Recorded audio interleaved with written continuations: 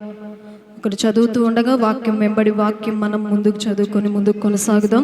కీర్తనల గ్రంథం 20వ అధ్యాయము 1 నుంచి 9 వచనాలు ఉన్నాయి. ఈ 9 వచనాలు కూడా మన మధ్యలో ఉన్న మోషే అన్న చదువుతారు. అన్న చదువుతూ ఉండగా మనము అన్న చెప్పే మాటలను మనము కూడా గ్రహించి ఆ మాటలు మనము కూడా తదుపరి కీర్తన ద్వారా ముందుకు కొనసాగుదాం. కీర్తన గ్రంథం 20వ అధ్యాయము 1 నుంచి 9 వచనాలు ఉన్నాయి. ఆ 9 వచనాలు కూడా మనం చదివి ముందుకు కొనసాగుదాం.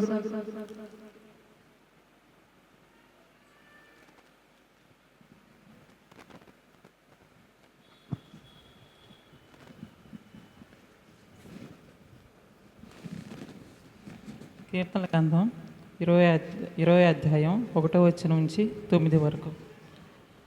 ఆపత్కాలమందు యెహోవా నీకు ఉత్తరమిచ్చునుగాక, యాకోబు దేవుని నామము నిన్ను ఉద్ధరించునుగాక. పరిశుద్ధ స్థలములో నుండి ఆయన నీకు సహాయం చేయునుగాక. సియోనులో నుండి నిన్ను ఆదుకొనుగాక. ఆయన నీ నైవేద్యములన్నిటినీ జ్ఞాపకం చేసుకొనుగాక. నీ దహన బలులను అంగీకరించునుగాక. నీ కోరికను సిద్ధింపజేసి నీ ఆలోచన యావత్తులను సఫలపరచునుగాక. యెహోవా నీ రక్షణను బట్టి మేము జయోత్సవము చేయుచున్నాము. మా దేవుని నామమును బట్టి మా ధ్వజము ఎత్తుచున్నాము. నీ ప్రార్థనలన్నీ యెహోవా సఫలపరచునుగాక. యెహోవా తన అభిషేక్తుని రక్షించమని నాకిప్పుడును తెలియను.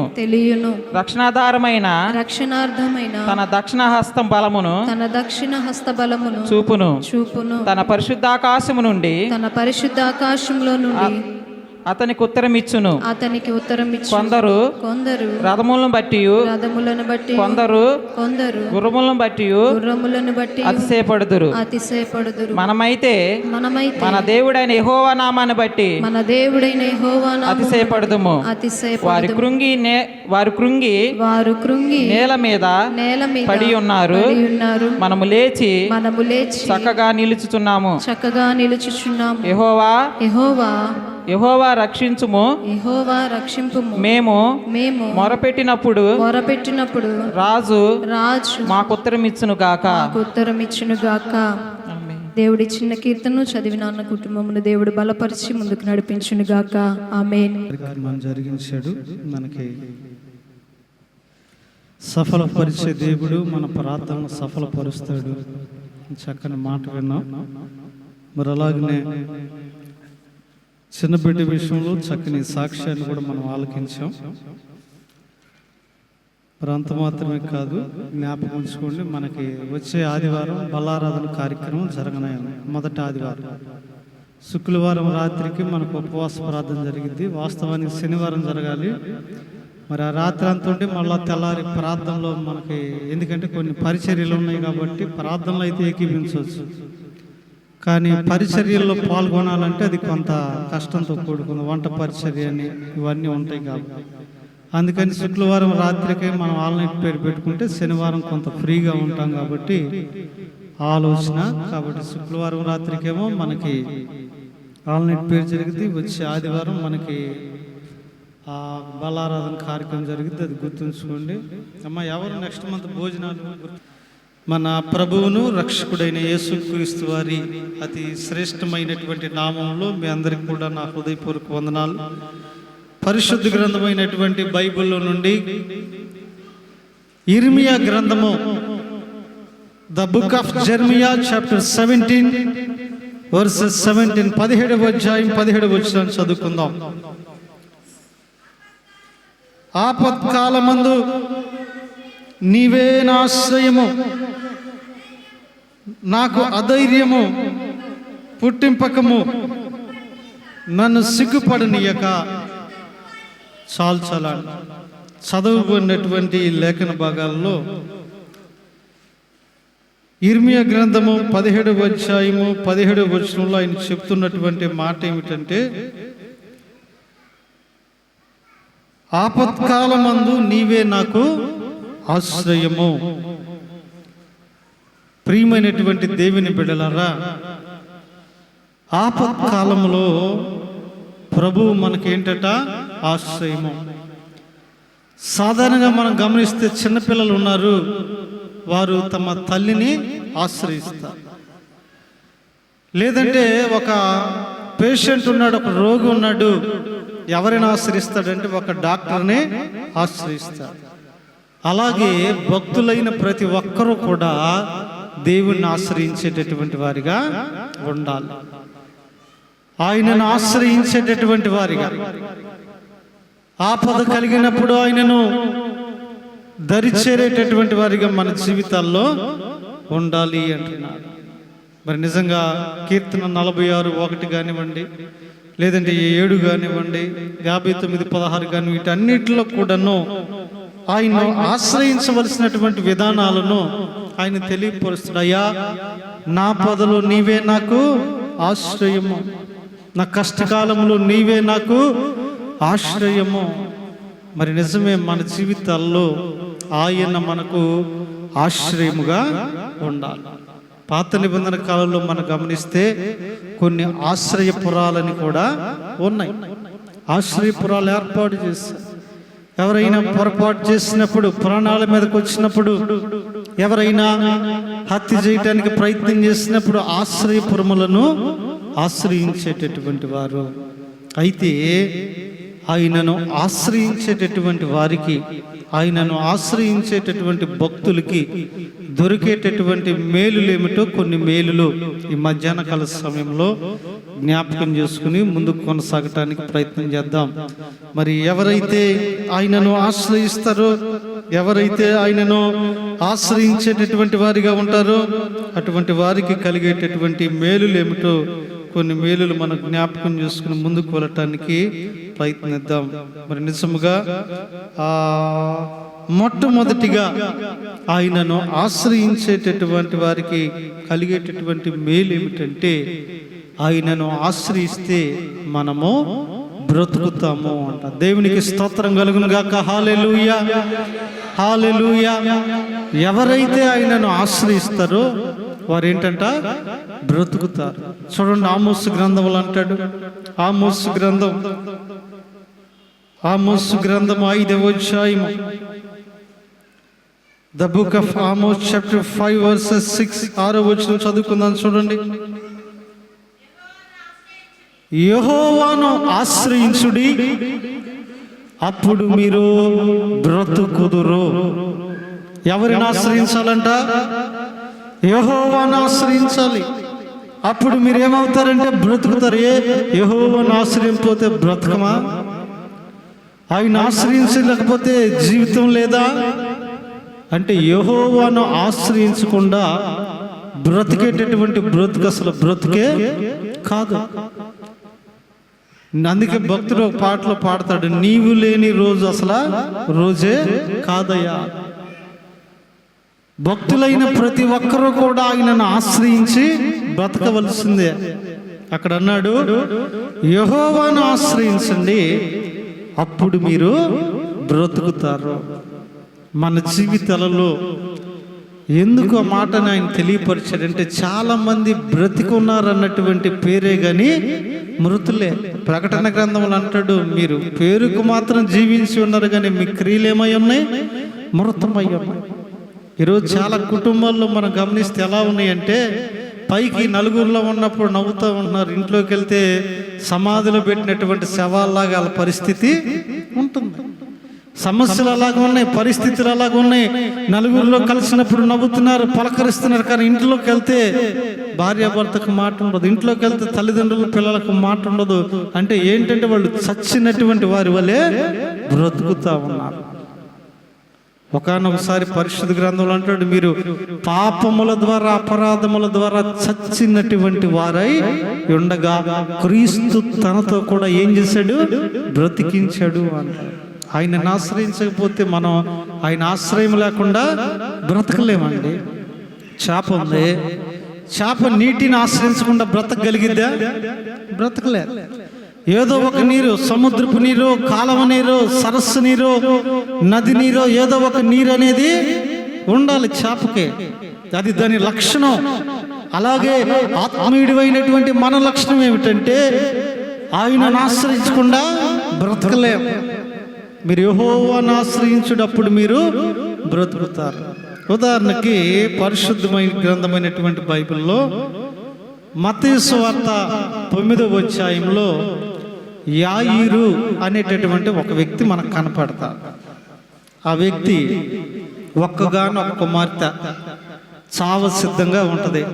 ఆ సమయంలో అందరూ అన్నారే, బాయ్ పలానా వైద్యుడి దగ్గరికి వెళ్తే నీ బిడ్డకి నయమైద్దిరా, పలానా మంత్రగాడి దగ్గరికి వెళ్తే నీ బిడ్డకి నయమైద్దిరా. ఒక్కొక్కరు వారికి తోచింది వారు చెప్పారు. మనం ఎలా చెప్తాం మన తోటి వారికి అలాగా చెప్పినప్పుడు ఆ యాయీరు అన్నాడు కదా, నేను ఎక్కడికి వెళ్ళను, నేను యేసుక్రీస్తు దగ్గరికి వెళ్తా, ఆయన దగ్గరికి వెళ్తే నా బిడ్డ బాగుపడిద్ది అని అంటే వాళ్ళందరూ కూడా, ఒరే నీకేం పిచ్చి పట్టిందా, నువ్వు ఒక అధికారి అయ్యుండి నీ బిడ్డకు బాగపోతే ఆమె పెద్ద పెద్ద వైద్యులందరినీ కూడా చేతిలో పెట్టుకుని నేను ఆ యేసు ప్రభు దగ్గరికి పోతా, ఆ పిచ్చి బోధలు చేసుకున్న దగ్గరికి పోతా అంటున్నావు, ఏమైంది నీకు? ఏ వాళ్ళు నిన్ను కూడా మార్చేస్తారా? మన ఊళ్ళో వైద్యులు లేరా? మన రాజ్యంలో వైద్యులు లేరా? ఒక అధికారి నువ్వు అనుకుంటే వైద్యం చేయించుకోలేవా? లేదు లేదు, నా బిడ్డ అక్కడికి వెళ్తే బాగుపడితే అక్కడికి వెళ్తా అని యేసుప్రభు దగ్గరికి వెళ్ళాడు. యేసుప్రభు దగ్గరికి వెళ్తే, అయ్యా నీకోసం యాయీరు అని ఒక అధికారి వచ్చాడు, ఆయన కుమార్తెకి బాగాలేదంట, చావ సిద్ధంగా ఉంది, మరి మీరు ఎలాగైనా స్వస్థపరుస్తారన్న నమ్మకంతో వచ్చారంటే యేసుప్రభు అడుగుతారు, ఎవరు అయినా అని అడిగినప్పుడు, అయ్యా మన కొరకు ఒక సమాజ మందిరం కట్టించాడు, మనకు ఒక గౌరవాన్ని ఇచ్చాడు, ఆ ఉన్న అధికారులందరిలో కూడా మనల్ని విలువగా చూశాడని వాళ్ళు ఒక మాట అంటారు, నీ వలన ఈ మేలు పొందుటకు అతడు యోగ్యుడు అంటాడు. సరే అయితే వెళ్దాం పదండి, మరి మన దగ్గరికి వచ్చాడు కదా, మనకు మేలు చేశాడు, మనల్ని గౌరవించాడు అంటారు కదా, మనం వెళ్దాం పదండి అని వెళ్తాం. యేసుప్రభు వెళ్దామంటే టక్మని ఏదో స్కూటర్ లేకపోతే బైక్ కారు వేసుకుని ఆ రోజుల్లో వెళ్తాను టక్మని ఆ ఇంటి దగ్గర దిగటానికి లేదు. నిదానంగా నడుచుకుంటూ వెళ్తుంటే ఎవరో ఒకళ్ళు ఆపటం, మాట్లాడటం ఇవన్నీ జరుగుతూ ఉంటే అక్కడ ఉన్న అధికారి పక్కన ఉన్న వాళ్ళు తల్లగొక్కున్నారు. అసలే ఆ అమ్మాయి చచ్చిపోవడానికి సిద్ధంగా ఉంటే ఈయన ఎంత లేట్ చేస్తున్నాడు అది. ఈలోపు ఇంటి దగ్గర నుంచి ఎదురు కబురు వచ్చింది, ఏమని, అయ్యా నువ్వు ఇంకా ఆయన బతిమలాడొద్దు, నీ కుమార్తె చనిపోయింది అనగానే ఆయన చాలా దుఃఖపడతాడు. ఎందుకనంటే ఒక్కగానొక్క కుమార్తె, మరి ఒక్కగానొక్క కుమార్తె అంటే ఎంత అల్లారి ముద్దుగా పెంచుకుని ఉంటాడు, ఇంకా కుమార్తె లోకంగా బ్రతికాడు, ఇప్పుడు ఆవిడే చనిపోయింది. సరే ఇంక బ్రతిమలాడొద్దు, ఆయన ఇబ్బంది పెట్టొద్దు అంటే పాపం ఆయన దుఃఖంతో ఇంటికి వెళ్ళిపోతాడు. దుఃఖంతో ఇంటికి వెళ్ళి ఎదురు కబురు కూడా పంపిస్తారు, ఇక ఆయన్ని ఇబ్బంది పడొద్దనండి, రావద్దనండి, బిడ్డ చనిపోయిందంటన్నా. యేసుప్రభు వారు మాత్రం లేదు మనం వెళ్దాం, ఎందుకనంటే ఆ బిడ్డ నిద్రిస్తుందే కానీ చనిపోలేదని యేసుప్రభు వారు వచ్చేసరికి ఆయన అధికారి కాబట్టి పీపుల్స్ వేర్ గేదర్డ్ సో మచ్, అక్కడ చాలా మంది ప్రజలు కూడా ఆ గుంపు కూడిపోయి అక్కడ ఏం చేస్తున్నారు, లోపల మంచం చుట్టూ కూర్చుని ఏడుస్తూ ఉన్నప్పుడు కొంతమంది అంటున్నారు, అయ్యా నువ్వు చెప్పగానే వచ్చి ఉంటే ఇలా జరిగేది కాదు, అయ్యా మేము చెప్పామయ్యా నువ్వేం చేయలేవన్నా మా ఓడు వినలేదు అని కొంతమంది, అయ్యా మరి నువ్వైతే చేస్తావని విశ్వాసంతో నీ దగ్గరికి వస్తే నువ్వేమి ఇలా చేసేవేంటి అని రకరకాల మాటలు అక్కడ వినపడతావు. యేసుప్రభు వారు ఆ చిన్న బిడ్డ ఉన్న రూమ్లోకి వెళ్తే మంచం చుట్టూ ఉండి ఏడుస్తూ ఉన్నారు. అయితే ఆ ఏడ్చేటటువంటి వారందరినీ కూడా మీరు గో అవుట్, ముందు బయటికి వెళ్ళిపోండి అన్నప్పుడు వాళ్ళందరూ పైకి లేచారు. ఇదే మనల్ని వెళ్ళిపోమంటున్నాడు, ఆయన కూర్చుని ఏడుస్తాడేమో అన్నట్లుగా ఆయన మొహం చూశారు. చూస్తే ఆయన అన్నాడు, ఈ చిన్నది నిద్రిస్తుందే కానీ చనిపోలేదు, మీరు ఎందుకు ఏడుస్తున్నారు అంటాడు. వాళ్ళందరూ విచిత్రంగా చూస్తారు, ఇంత రోజుల్లో ఎన్ని శవాలు చూసాం, ఎన్ని కుటుంబాల్లో ఎంతమంది చనిపోయారు, చచ్చిపోయిన వాళ్ళకి బ్రతుకున్న వాళ్ళకి తేడా ఆ మాత్రం మాకు తెలీదా? ఈయనేంటి విచిత్రంగా చచ్చిపోలేదు, నిద్రపోతుంది అంటాడు అన్నట్టుగా చూశారు. సరే మీరు బయటికి వెళ్ళిపోనా, బయటకు వచ్చారు. బయటకు వచ్చేటప్పటికి యేసు ప్రభువారు మంచం మీద కూర్చుని ఆ చిన్న బిడ్డ చెయ్యి పట్టుకుని తల్లి తాకుమి అన్నాడు. తల్లి తాకుమి అనగా చిన్నదానా లెమ్మని అర్థం. వెంటనే ఆ చిన్నది దిగ్గున లేచి కూర్చుందంట. దేవునికి స్తోత్రం కలుగును గాక. హల్లెలూయా, ఆమె హల్లెలూయా. వెంటనే ఆ చిన్నది దిగ్గున లేచిన కూర్చుంటే అందరూ ఆశ్చర్యంగా చూస్తున్నారు. అంటే ఆ చిన్నది బ్రతికించబడింది. మత్తయి సువార్త 9:18-25 వచనంలో రాయబడి ఉంది. అంటే ఆ చనిపోయినటువంటి బిడ్డ ఎలా బ్రతికించబడిందంటే ఆయనను ఆశ్రయించుట వలన బ్రతికించబడింది. అదే యేసు ప్రభువారి యొద్దకు రాకుండా వైద్యుల యొద్దకు, మంత్రగాళ్ళ దగ్గరకు వెళ్ళినట్లయితే అదే పరిస్థితి సంభవిస్తే వారు తిరిగి లేపలేరు. వైద్యం మాత్రమే చేయగలరు, జీవాన్ని పోయలేరు. కానీ యాయీరు మాత్రం లేదు, ఆయనను ఆశ్రయిస్తే నా బిడ్డ బ్రతికిద్ది, ఆయనను ఆశ్రయిస్తే నా బిడ్డ బాగుపడిద్ది, ఆయనను ఆశ్రయిస్తే నా బిడ్డ ఆరోగ్యంగా ఉంటుందని వచ్చి ఆశ్రయించాడు. ఆయనను ఆశ్రయిస్తే చనిపోయిన చిన్నది తిరిగి బ్రతికించబడింది. అందుకని ఆమోసు గ్రంథంలో అన్నాడు, ఆయనను ఆశ్రయించుడి అప్పుడు మీరు బ్రతుకుదురు. బైబిల్ గ్రంథంలో చక్కని మాట అంటాడు. కీర్తన గ్రంథం 9వ అధ్యాయం, కీర్తన గ్రంథం 9వ అధ్యాయం 10వ వచనం అంటాడు కదా, నిన్ను ఆశ్రయించు వారిని నీవు ఎన్నడూ కూడా విడిచి పెట్ట. ఎవరైతే ఆయనను ఆశ్రయిస్తారో వారిని ఆయన ఎన్నడూ కూడా ఏం చేయడంట, విడిచిపెట్టడం. ఈరోజమ్మా మనం దేవుని గాని ఆశ్రయించే వారిగా ఉంటే ఆయన మనల్ని ఏం చేయడు, విడిచిపెట్టడు. ఆయనను ఆశ్రయించు వారికి మొదటగా కలిగే మేలు ఏమిటంటే బ్రతుకుతాము. ఒకవేళ కుటుంబ సమస్యలతో చచ్చిన వారి వలె ఉన్నారా? ఏదైనా బలహీనతలు, నిందలు, అవమానాలతో చచ్చిన శవంలాగా బ్రతుకుతా ఉన్నారా? అయితే దేవుని వాక్యం అంటుంది, ఆయనను ఆశ్రయిస్తే మోడుబారిన జీవితాలను ఆయన చిగురింప చెయ్యగలడు. కాబట్టి నువ్వు తిరిగి బ్రతికించబడతావు అన్నాడు. ఇంకా రెండవదిగా మరొక విషయాన్ని కూడా జ్ఞాపకం చేసుకుందాం. రెండవదిగా ఆయనను ఆశ్రయిస్తేనట మనం సంతోషంగా ఉంటాం. ఒకటి బ్రతికించబడతాం, రెండవదిగా మన జీవితాల్లో సంతోషంగా ఉంటామంట. చూద్దాం, చూడండి కీర్తన గ్రంథం 5వ అధ్యాయం 11వ వచనాన్ని చదువుకుందాం. చూడండి,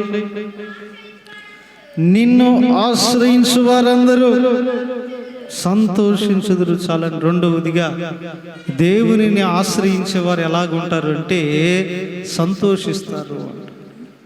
ఆయనను ఆశ్రయించే వారికి ఏం కలిగిద్ది, సంతోషం కలిగిద్ది. ఈ రోజుల్లో చాలా మంది కుటుంబాలలో కానీ, చాలా మంది వ్యక్తిగత జీవితాల్లో కానీ సంతోషం అనేది లేదు. కొంతమంది వారు అందాన్ని బట్టి సంతోషిస్తారు కొంతకాలమే, డబ్బును బట్టి సంతోషించే వారు ఉన్నారు కొంతకాలమే. ఎందుకంటే కూర్చుని తింటే కొండలైనా కరిగిపోతాయి. కొంతమంది వారికి ఉన్న ఉద్యోగాన్ని బట్టి సంతోషిస్తారు, ఏదో ఒకరోజు రిటైర్డ్ అయి పోవాల్సిందే. ఈ లోకంలో ఉన్న సంతోషాలు క్షణభంగురాలే, కొంతకాలమే, కొంత సమయమే. సంపూర్ణమైన సంతోషం ఎవరి జీవితంలో లేదు. కానీ ఆయనను ఆశ్రయించేటటువంటి వారంట సంతోషంగా ఉంటారు. బైబిల్లో సాట అంటాడు కదా, నీ సన్నిధిలో సంపూర్ణ సంతోషము కలదు. నీ సన్నిధిలో నిన్ను ఆశ్రయించే వారికి సంపూర్ణమైనటువంటి సంతోషము కలదు. మరి నిజంగా ప్రియమైనటువంటి దేవుని బిడ్డలారా, మరి మన జీవితాల్లో రెండవదిగా మనం సంతోషాన్ని పొందుకుంటాం ఆయనను ఆశ్రయించినటువంటి వారిగా ఉన్నట్లయితే.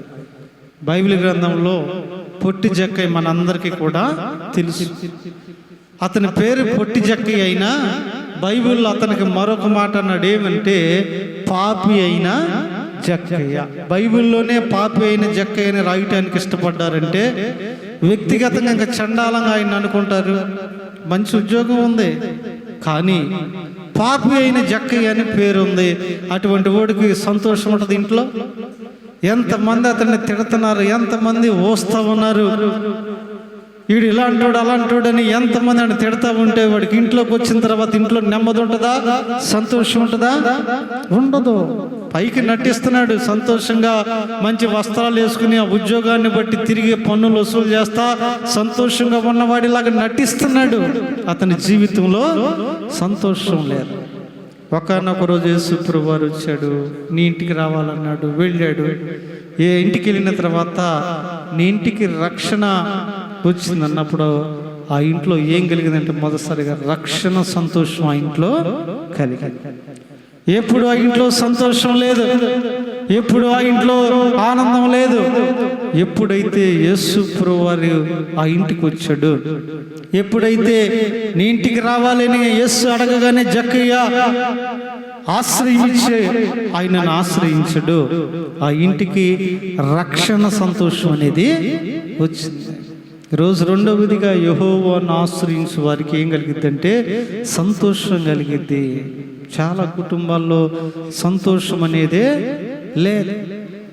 పేరులో సంతోషం ఉంటుంది కానీ హృదయంలో సంతోషం లేదు.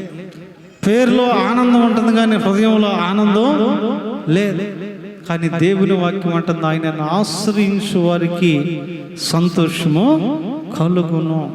ఎవరైతే ఆయనను ఆశ్రయిస్తారో వారందరికీ సంతోషం. చాలా మంది మందిరానికి వచ్చినా ఎందుకు సంతోషం పొందుకోలేకపోతారంటే 2వ తిమోతికి రాసిన పత్రిక 3:5 అంటాడు. 2వ Timothy the second Timothy chapter 3 verses 5లో పైకి భక్తిగా ఉండి పైకి భక్తిగా నటిస్తూ దాని శక్తిని మీరు ఆశ్రయించట్లేదు కాబట్టి మీ జీవితాల్లో మీకు సంతోషం లేదంట. ఈరోజు మందిరానికి వస్తున్నాం, మొహమాటానికి వచ్చేవాళ్ళు కొంతమంది ఉన్నారు, లేదంటే ఇరుగు పొరుగు వారి కోసం వచ్చేవాళ్ళు కొంతమంది ఉన్నారు, లేదంటే మరొక కారణాన్ని రీత్యా వచ్చేవారు కొంతమంది ఉన్నారు. పైకి భక్తిగా ఉంటున్నారు, దాని శక్తిని ఆశ్రయించట్లేదు కాబట్టి వారి జీవితాల్లో సంతోషం ఉండట్లేదు అంటున్నారు. అందుకే ప్రియమైన దేవుని బిడ్డలారా, ఆయనను ఆశ్రయించినప్పుడు మన జీవితాల్లో మనకి ఏం కలిగిద్దంటే సంతోషం అనేటటువంటిది కలిగిద్ది.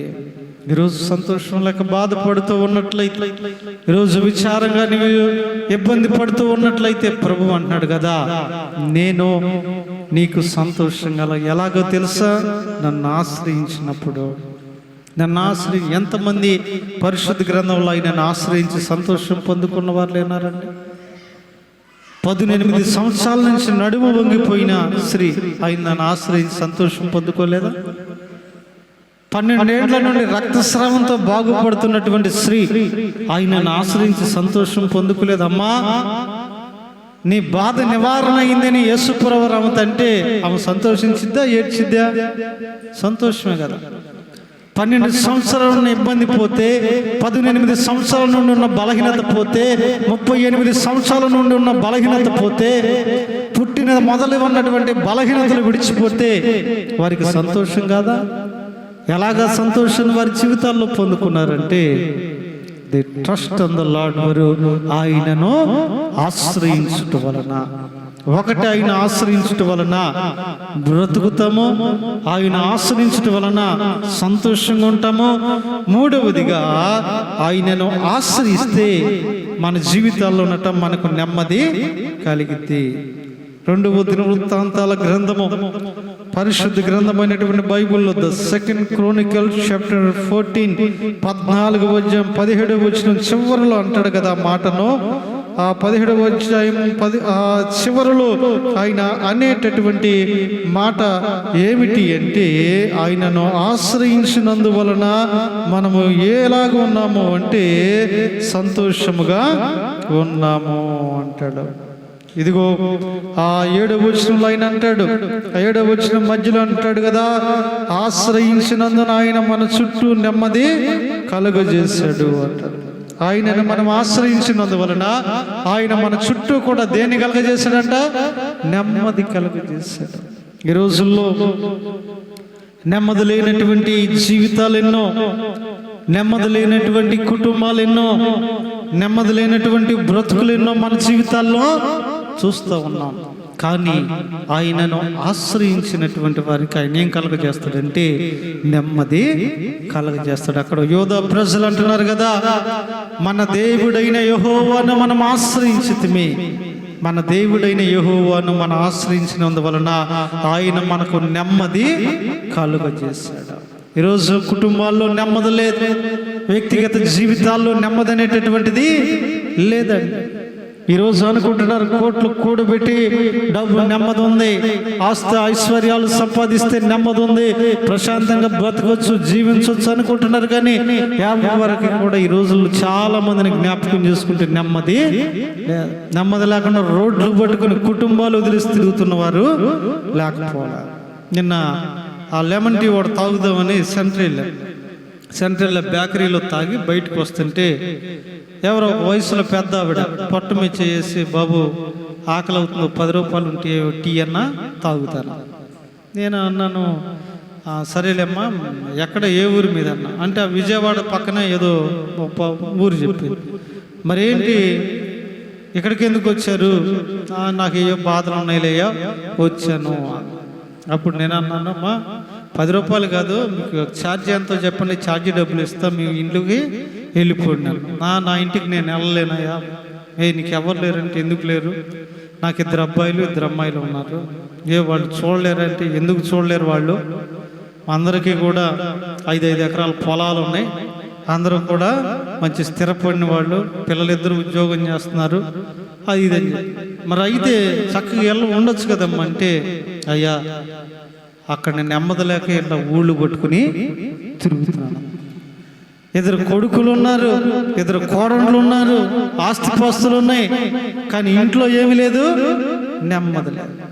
నెమ్మదిలేక ఇలా ఊళ్ళు పట్టుకుని నాకు చాలా ఆశ్చర్యం అనిపించింది. అరే, ఏమీ లేనోడికి నెమ్మది లేదనుకుంటే అన్నీ ఉన్నవాడికి కూడా నెమ్మది లేదు.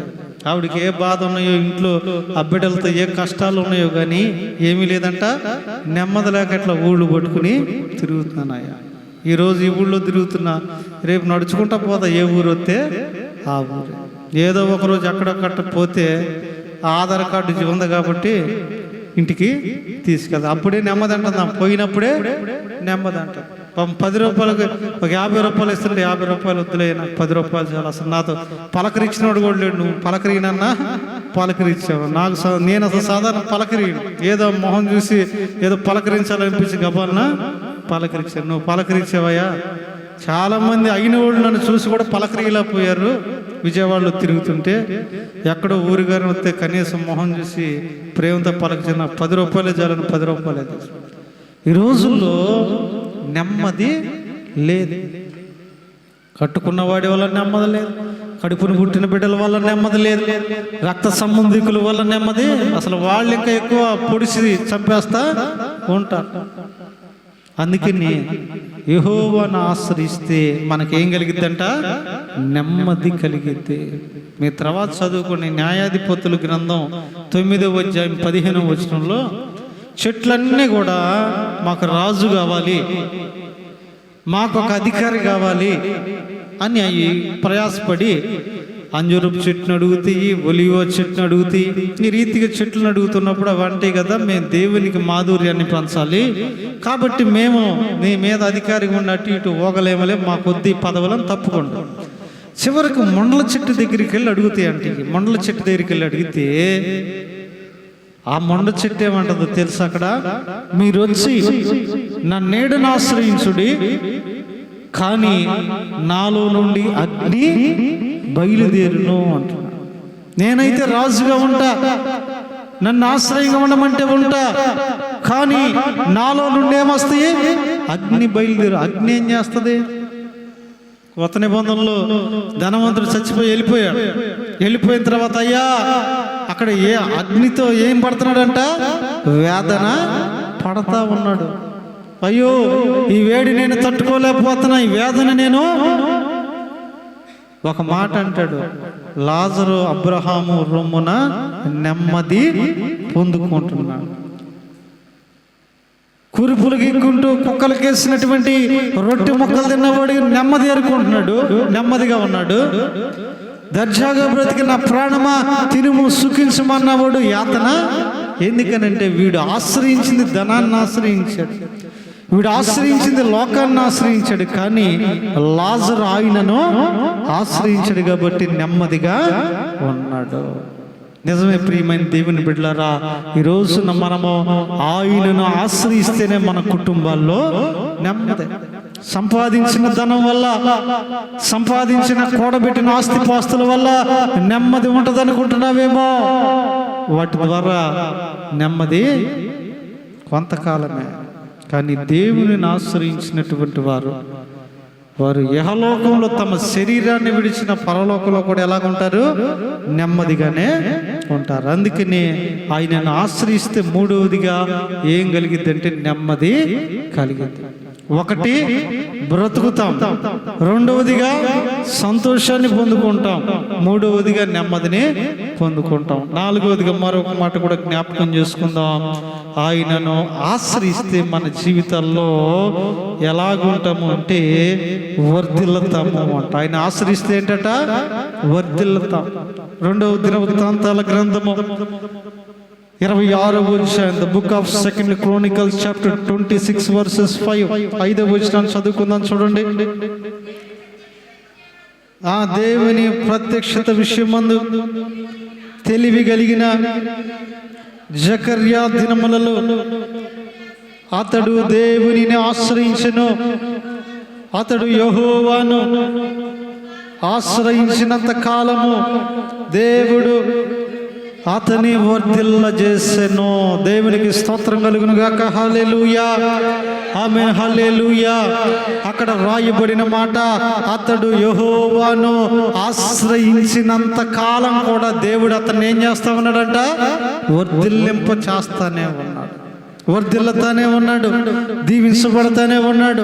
ఈ రోజుల్లో చాలా మంది చేతి పనుల్లో దీవెన లేదు, చాలా మంది ఉద్యోగాల్లో, కుటుంబాల్లో దీవెన లేదు. కారణం ఏమిటంటే యెహోవాను ఆశ్రయించినటువంటి వారిగా లేరు. కానీ జకర్యా దినములలో ఆయన మాత్రం ఏం చేశాడంట? యెహోవాను ఆశ్రయించినటువంటి వాడిగా ఉన్నాడు. ఈ మధ్యాహ్న కాల సమయంలో ప్రియమైన దేవుని బిడ్డలారా, మనము కూడాను ఆయనను ఆశ్రయించినట్లయితే నాలుగోదిగా మన జీవితాలు ఏంటట? వర్ధిల్లుతాం. కుటుంబంలో వర్ధిల్లుతాం, చేతి పనులో వర్ధిల్లుతాం, సంఘములో వర్ధిల్లుతాం. మన అనుదిన జీవితంలో మనము వర్ధిల్లేటటువంటి వారిగా ఉంటాం. కానీ ఈ దినాల్లో వర్ధిల్లటం కాదు, అంతకంతకు నీరసపడిపోతాం. ఈ మాట కూడా బైబిల్లో ఉంది. దావీదు అంతకంతకు వర్ధిల్లెను, సౌలు అంతకంతకు నీరసిల్లెనన్న మాట కూడా బైబిల్లో ఉంది. ఎందుకని దావీదు అంతకంతకు వర్ధిల్లాడంటే దావీదు ఆయనను ఆశ్రయించాడు, దావీదు ఆయనను ఆశ్రయంగా చేసుకున్నాడు. సౌలు కర్ణ పిశాచములు కలిగినటువంటి వారు, సౌలు మంత్రగాళ్లను, సౌలు తన అధికారాన్ని, తన ప్రజలను ఆశ్రయంగా చేసుకున్నాడు. కాబట్టి సౌలు అంతకంతకు నీరసలిపోయాడంట, దావీదు మాత్రం అంతకంతకు వర్ధిల్లుతూనే ఉన్నాడు. ఈ రోజుల్లో వర్ధిల్లే జీవితంగా ఉండాలి, మన అనుదిన జీవితం వర్ధిల్లేటటువంటిదిగా ఉండాలి అంటే మనం ఆయనను ఆశ్రయించే వారిగా ఉండాలి. జకర్యా వలె ఆయనను ఆశ్రయించాలి. అక్కడ ఒక మాట అన్నాడు కదా, ఆశ్రయించి వర్ధిల్లిన తర్వాత నీవు విడిచిపెట్టేస్తావేమో. ఈరోజు ఆ బ్యాచ్ కూడా ఉన్నారు కదా, వివాహాలు అయిందాకా వచ్చేవాళ్ళు ఒకళ్ళు, గర్భఫలం పొందేదాకా వచ్చేవాళ్ళు ఒకళ్ళు, ఉద్యోగం వచ్చేదాకా వచ్చేవాళ్ళు ఒకళ్ళు, నానా రకాల పరిస్థితులు మనం చూస్తూ ఉన్నాం. అందుకని అక్కడ ఒక మాట అన్నాడు, మీరు మరలా తర్వాత జాగ్రత్తగా చదువుకుంటే యెహోవాను ఆశ్రయించినంత కాలము, ఆశ్రయించినంత కాలమే వర్ధిల్లేది. అంటే తర్వాత వదిలిపెడితే మళ్ళా డౌన్కి వచ్చేస్తామని దాని అర్థం. నువ్వు ఎంత ఎత్తుకు ఎదిగినా ఇక చాలు, నేను స్థిరపోయిపోయాను, నాకు యెహోవా అవసరం లేదని లూసిఫర్ గళ్ళలాగా అనుకున్నావా? When you were started again, you have to start from there. నువ్వు ఎక్కడైతే మొదలు పెట్టావో మరలా అక్కడి నుంచి నువ్వు స్టార్ట్ అవ్వాలి. అదే ఆయనను ఆశ్రయించినటువంటి వ్యక్తిగా ఉన్నావా, కొనసాగావా, నువ్వు ఎక్కడైతే దేవుడు ఉంచాడో అదే స్థితిలో నువ్వు ఉంటావు.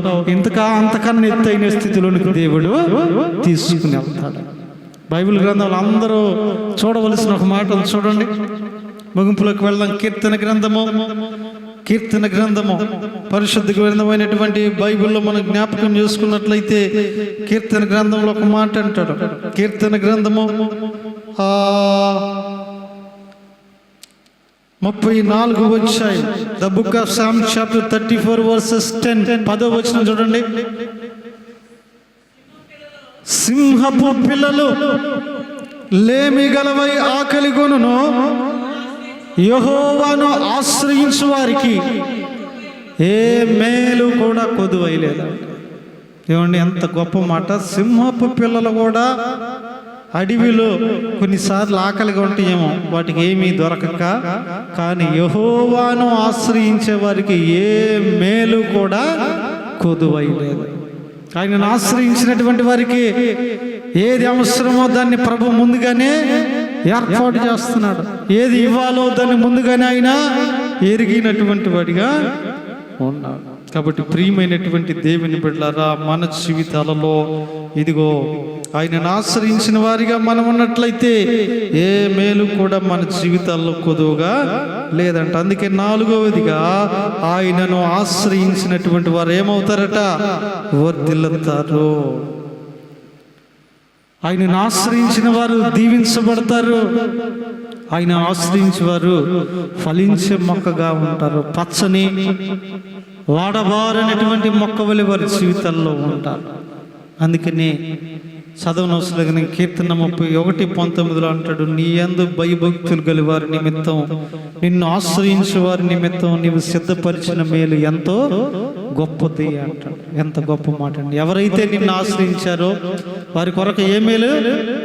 నువ్వు ఎప్పుడైతే ప్రభువుని ఆశ్రయించావో, నీ భర్తకు చేతి పని అవసరమో, నీ బిడ్డకు ఉద్యోగం అవసరమో, నీ బిడ్డకు వివాహం అవసరమో, లేదా వారికి గర్భఫలం అవసరమో, లేదా వారికి ఆరోగ్యం అవసరమో, ఏది అవసరమో దాన్ని ఆయన ఏం చేశాడు? మేలు దాచి ఉంచాడు. The correct time will become he has to give us. ఆ టైం వచ్చినప్పుడు ఖచ్చితంగా ఆయన మేలు మనకు అనుగ్రహిస్తాడు. కాబట్టి ప్రియమైనటువంటి దేవుని బిడ్డలారా, మరి నిజముగా 4వదిగా ఆయనను ఆశ్రయించినటువంటి మనమట ఇదిగో ఎలాగంటే వర్ధిల్లింప పడతాం. చివరిగా ఇంకొక మాటను జ్ఞాపకం చేసి ముగించేస్తాం. చివరిగా ఆయనను ఆశ్రయిస్తే 4 విషయాలు. 1 బ్రతుకుతాము, 2 సంతోషంగా ఉంటాము, 3 నెమ్మది పొందుకుంటాము, 4 వర్ధిల్లుతాము, 5వదిగా సురక్షితంగా ఉంటాం. సామెతల గ్రంథం 18వ అధ్యాయం, the book of Proverbs chapter 18, 18వ అధ్యాయము 10వ వచనం చదువుకుందాం. చూడండి. యెహోవా నామము బలమైన దుర్గము, నీతిమంతుడు అందులోకి పరిగెత్తి సురక్షితముగా నుండును. చాలని చదువుబడినటువంటి మాటలో మరొక మాటను ఆయన ఏం తెలియజేస్తున్నాడంటే, ఎవరైతే ఆయనని ఆశ్రయిస్తారు, ఎవరైతే బలమైన దుర్గాన్ని ఆశ్రయిస్తారో వారు ఎలాగుంటారంట? సురక్షితంగా ఉంటారు. సురక్షితంగా ఉండాలంటే మనం ఆయనను ఆశ్రయించాలి. నోవాహు జలప్రలయంలో నోవాహు ఏమో ఓడను ఆశ్రయించాడు, ప్రజలేమో లోకాన్ని ఆశ్రయించారు. జలప్రలయం వచ్చేసింది, ఆకాశము తూములిప్పబడిని, భూమి క్రింద నుండి నీరు వస్తా ఉంది, విపరీతమైపోయింది. ప్రజలందరూ కూడా నశించిపోయారు. నోవాహు తన కుటుంబం మాత్రమే క్షేమంగా సురక్షితంగా ఉన్నారు. ఎందుకనంటే వారు ఎందులో ఉన్నారు? ఓడలో ఉన్నారు. ఏ వాడ? ఆ వాడ అంటే యేసు క్రీస్తునే వాడ. ఆ వాడను ఆశ్రయించారు కాబట్టి వాళ్ళు బ్రతికారు. ఈరోజు నీవు నేను కూడా రక్షణ వాడ యేసు క్రీస్తు అనేటటువంటి వాడను మనం ఆశ్రయించినట్లయితే మనం ఎలాగుంటాం? సురక్షితంగా ఉంటాం. ప్రమాదాలు లేకుండా, లేదంటే ఎటువంటి ఇబ్బందులు ఇరుకులు లేకుండా సురక్షితంగా ఉండాలి. ఎందుకంటే దినాలు దుర్దినాలుగా ఉంటున్నాయి. బయటికి వెళ్ళినటువంటి వ్యక్తులు క్షేమంగా ఇంటికి వస్తారనేటువంటి గ్యారెంటీ లేని పరిస్థితుల్లో ఉన్నాం. అటువంటి దినాలలో ఉన్నటువంటి మనము, మన కుటుంబ సభ్యులు క్షేమంగా ఉండాలి. బయటికి వెళ్ళిన, కాలేజీకి, స్కూల్కి వెళ్ళిన మన యొక్క బిడ్డలు క్షేమంగా తిరిగి రావాలి అంటే యెహోవాను మనము ఆశ్రయించాలి. ఆయనను ఆశ్రయిస్తే మనమట సురక్షితంగా ఉంటాము అంట. కాబట్టి ప్రియమైన దేవుని సంగమా, 5వదిగా ఆయనను ఆశ్రయించినప్పుడు మన జీవితాల్లో మనం ఎలాగుంటామంటే సురక్షితంగా ఉంటాం. అందుకని ఇర్మియా గ్రంథములో మనం చదువుకున్న మాటలు ఆయన అన్నాడు కదా, నా ప్రభువా నా దేవా నేను నిన్ను ఆశ్రయిస్తున్నానయ్యా. ఎందుకు ఆశ్రయించాలి ఆయన్ని? ఆయన ఆశ్రయిస్తే కలిగే మేలులు, ఆశీర్వాదాలు ఏమిటంటే, ఆయనను ఆశ్రయిస్తే ఒకటి బ్రతుకుతాం, 2వదిగా సంతోషం పొందుకుంటాం, 3వదిగా నెమ్మది పొందుకుంటాం, 4వదిగా వర్ధిల్లుతాం, 5వదిగా సురక్షితంగా ఉంటాం. కాబట్టి మధ్యాహ్న కాల సమయంలో ఆయనను ఆశ్రయించినటువంటి మనందరి కుటుంబాలలోనూ కూడా 5 రకాల మేలులు ప్రభువు జరిగించాలని, ఇంకా నువ్వు ఆశ్రయించకుండా దూరంగా ఉన్నవారు కూడాను ఈ మేలులు అనుభవించుటకు ఆయనను ఆశ్రయించేటటువంటి వారిగా ఉండాలని, ఆయనను ఆశ్రయించడం ద్వారా నెమ్మది లేని వారు నెమ్మది, సంతోషం లేని వారు సంతోషము, బ్రతుకనాశనం చద్దామనుకున్న వారికి జీవము, ఇదిగో దీవెన లేని వారికి వర్ధిల్లే కృపను, క్షేమము లేని వారికి క్షేమమును ప్రభువు కలగజేసి బలపరిచి నడిపించును గాక. అందరూ కూడా మోకరిద్దాం. విన్నటువంటి వర్తమాన ప్రకారం ప్రభువును అడిగి, అవునయ్యా నా జీవితంలో పేరుకు బ్రతుకున్నాను, కానీ మృతమైన వ్యక్తిగా జీవిస్తూ ఉన్నాను, నిన్ను ఆశ్రయించాను, నన్ను బ్రతికించు ప్రభువా. అయ్యా నా జీవితంలో తండ్రి మరి నిజముగా నెమ్మది లేదు, సంతోషం లేదు, చేతి పనిలో దీవెన లేదు అయ్యా, సురక్షితంగా ఉండలేకపోతున్నాను. నిన్ను ఆశ్రయించే వారికి సంతోషము, నిన్ను ఆశ్రయించే వారికి నెమ్మది, నిన్ను ఆశ్రయించేటటువంటి వారికి క్షేమము, నిన్ను ఆశ్రయించినటువంటి వారు వర్ధిల్లుతారని తెలియపరిచినటువంటి విధమును బట్టి నీకు వందనములు తండ్రి. స్తోత్రములు. ప్రతి ఒక్కరూ కూడా జ్ఞాపకం చేసుకుని ప్రభువుని అడుగుదాం. ప్రతి ఒక్కరు కూడా తండ్రి నీకు వందనములు స్తోత్రం. ప్రారంభించిన ప్రతి పని వెనకబడిపోతుందయ్యా, నా జీవితంలో సమాధానకర్తగా నీవు నడిపించి బలపరచు ప్రభు. అయ్యా నిజమేనయ్యా, ఇదిగో మీరు యెహోవాను ఆశ్రయించుడి, అప్పుడు మీరు బ్రతుకుదురు అని మీరు తెలియపరచరు. వందనాలు. ఈరోజు బ్రతుకున్నామన్న పేరే కానీ మృతమైనటువంటి కుటుంబాలు, జీవితాలు ఎన్నో ఉన్నాయి. జ్ఞాపకం చేసుకున్నాను తండ్రి. స్తోత్రములు. హల్లెలూయా.